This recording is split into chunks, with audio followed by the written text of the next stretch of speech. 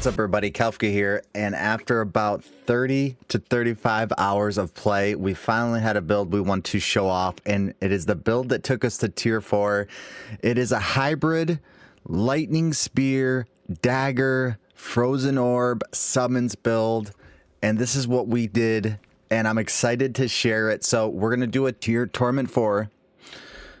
Look at that skin. The skin is legit. All right, so I want you to stick with this whole video because I have to explain a lot. So first, we're just going to show off the damage so you can see some big numbers. We'll also show it in Infernal Hordes later too. I just want to make sure you guys see everything about the build that I could go over. We'll talk about the gameplay a little bit. So basically, the gameplay is try to get up as much conjures as possible, right? That is the best thing we could do for damage, but we also could do some big chunks, and there's two versions of it. So I have on my action bar, I have lightning spear, I have ice blades, and I have the familiar for all the conjures, right? I press frozen orb whenever I can. Whenever I can get frozen orb out, I'm pressing it because it's bringing out more conjures as well. I don't have a fantastic fractured winter glass yet. It's just an okay fractured winter glass. So I am using that, but it's working. It's working. I could clear really any content in tier 4. There's two versions, like I said. So there's a version that helps you farm the packs down faster, and then there's a version that helps you do bosses faster. This is the version that actually does bosses faster. So there's an aspect that I love that I've been using since I got it. It's this aspect, the consolation aspect. And that aspect could go on your weapon, or that aspect could go on your gloves. If it's on your weapon, obviously it's going to do big numbers, like 363 million you just seen right there. If it's on your gloves, it's still going to do big damage. You're just not going to see 405 million like you just seen right there. Let's freaking go. All right. So that's why it's a boss build on one. So when I switch it to my gloves, I put the splintering spear aspect on there. So that is going to be more AoE focused. So I could kill packs faster. So right now, I think that I like killing the boss faster. It just feels a little better for me. So that's what I'm doing right now. You want to get as much as possible. You definitely want your ice armor up because you do extra damage because that activates Storm Swell. So that's really good. I still want to try this build with a one-handed weapon and a focus. I just haven't found a one-handed weapon or a focus that is very good, because I think I could get more conjures up if I had a one-handed weapon and a focus, but not 100% sure yet. So I'll up that and I'll let you guys know if something big changes. But this is not nowhere near maxed capability yet, because you can see I have 215 Paragon points, which is a lot, but an extra 85 would add a lot of damage, also a lot of defensive. But this is a pretty tanky build too. I came close one time to die in, and you'll notice that I also don't have teleport on the bar. It is in the enchantment slot with Firebolt. Mother's Judgment, oh great, the hardest boss. They gave me the hardest boss for the video, but like I said, it chunks, so we should be all right. Just get away. There's the stagger. Staggers when we start blasting. 285 million right there is a big chunk. So big damage is coming out right now. Just pressing the buttons that make us stronger. 501. That's a new record. 501 crit for the channel. Let's go. For the video. 501. Let's freaking go. All right. So we have a lot to talk about. We're going to play some Infernal Hordes, and we're going to talk about the rest of the build. You can see a T4 Infernal Hordes. All right, let's talk about the gear first. This is very important that we talk about the gear. The first thing I want to talk about is the Era of Perdition. I think that this is the first item you should craft. So you're going to get a spark from the Season Journey. and then you have to get one mythic unique. Whatever it is, it's worth it to disenchant it. Get the Air of Perdition. You'll need to buy some Jaw runes off Diablo.trade, the marketplace, because you won't have 6, but you could buy those. It only cost me 112 million for 4 of them, and I already had 2. So I would definitely buy those. Gold, you buy it, so it's just all legit, whatever. Just make sure you get the Air of Perdition. Okay, cleared it without an Air of Perdition. So what I do is I put the Godslayer helm here. That's the substitute. So everyone's going to ask, I don't have any mythic yet. The game just started. I know. Use Godslayer crown. It literally does 60x damage. This does 60x damage. It's just a little bit more frequent with Air of Perdition and better crit rate. So that's that. Everything else works the same. All right. So then you have raiments on your chest. This is great for the extra glass cannon, the extra saving a skill point for elemental attunement. On the gloves, this is what I was talking about earlier, is these gloves are attack speed, crit damage, which are the best stats, and then crit damage and lightning spear. But this, I have the lightning spear spreading aspect here. If I wanted to do more damage in terms of AoE, I would put it on my weapon. So that's how you kind of what you want.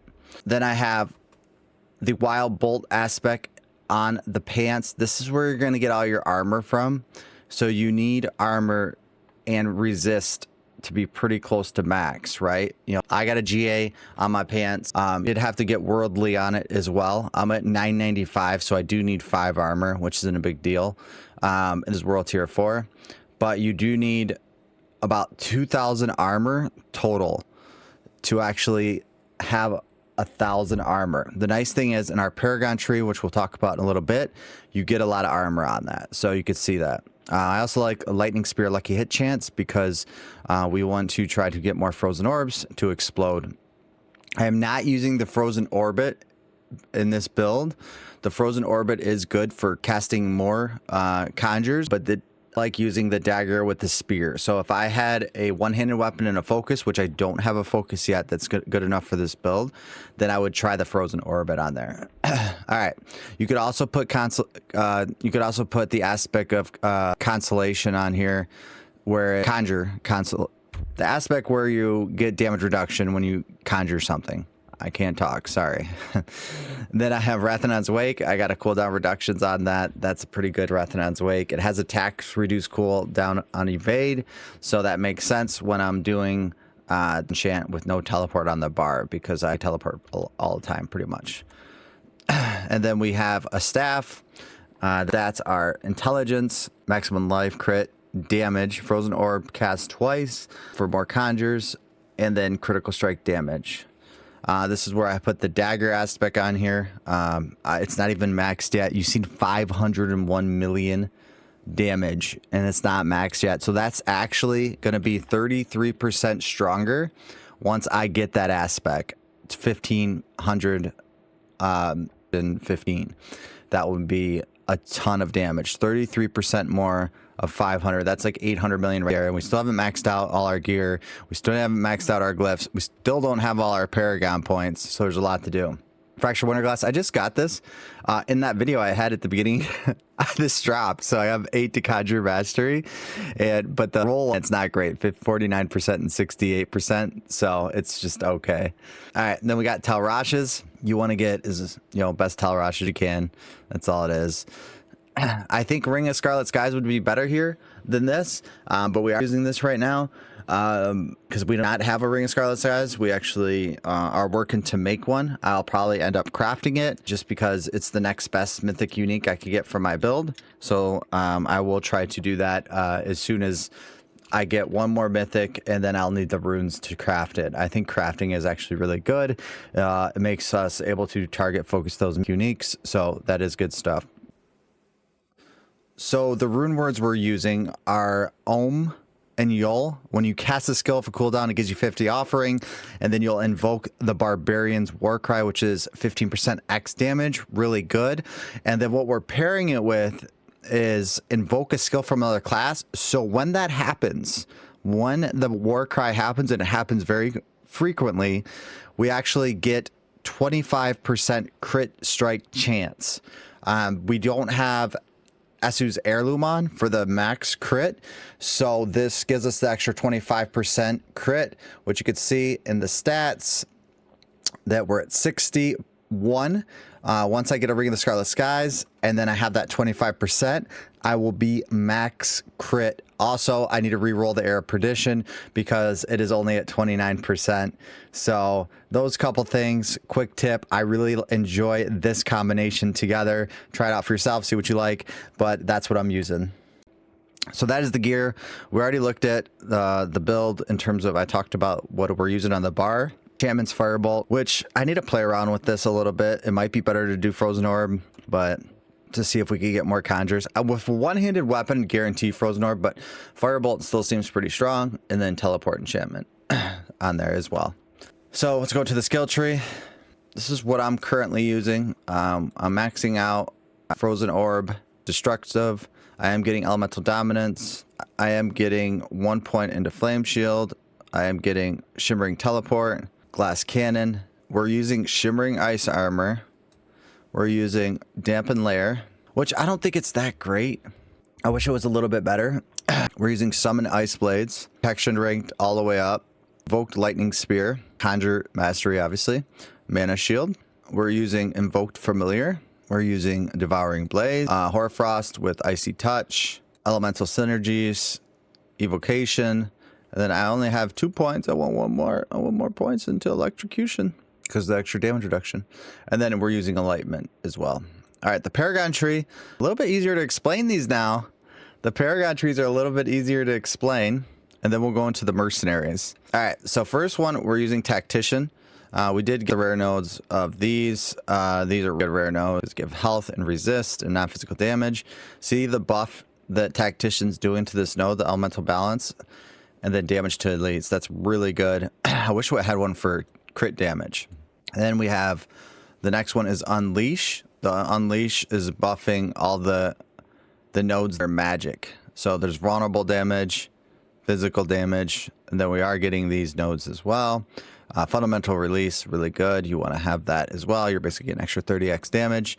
Then I went into Frigid Fate, and I want the 60x bonus, of course.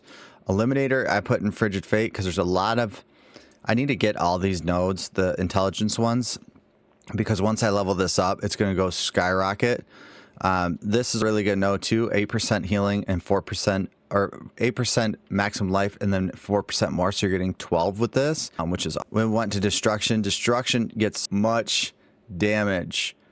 And Burning Instinct node or Paragon board. Look at this. You get per dex note 22.4, 22.4, 22.4, and these 31.3. So that's a lot of dex. I did go into this Kindling because you get 30% critical strike damage. I don't have this bonus yet. I don't know if I'll get it. 455 willpower is kind of a lot. Then we went into the Keeper of the Elements on the Conjure Mastery. So this is the only one I'm going to try a little bit different. I might try Elementalist here and see if it's better. Elementalist might do a little bit more damage, so we're going to try that out too. We are going to go to these attack speeds nodes next and hopefully get that. But that's where we're at for the Paragon Tree. When I press Shift M, I go into my hired mercenary. I love Subo because Subo gives you this. And the Seeker is just really good to have. I think great to see all the resources on the screen. It shows out monsters on the screen. I believe that is really fun to play with. He's probably not the best overall, but I do go down and get his lucky hit chance with when damage with Subo's last 3 seconds. So that's pretty good. I got maxed out.